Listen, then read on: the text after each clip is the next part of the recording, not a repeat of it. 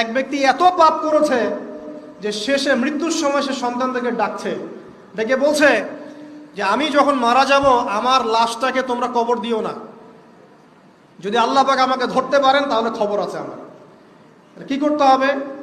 সে বলছে যে আমার দেহটাকে তোমরা পুড়িয়ে ফেলবে এবং পুড়িয়ে ফেলার পরে ছাইগুলোকে একত্রিত করবা, করে অর্ধেক ছাই সমুদ্রে ভাসিয়ে দিবা, অর্ধেক ছাই বাতাসে উড়িয়ে দিবা।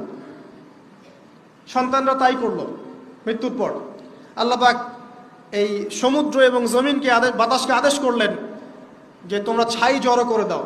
আর মানুষ আর জিন আল্লাহর কথা না শুনলেও এই প্রকৃতি আল্লাহ পাকের কথা শোনে। বিজ্ঞান বলে প্রকৃতি থেকে সব হচ্ছে। কি প্রকৃতি? প্রকৃতি কি, কাকে বলে? মানুষকে আল্লাহর ইবাদতকে বাদ দিয়ে প্রকৃতি পূজায় নিয়ে গেছে। এই পুরো প্রকৃতি আর মহাবিশ্ব এক আল্লাহর ইবাদত করে। কে সৃষ্টি করলো প্রকৃতি?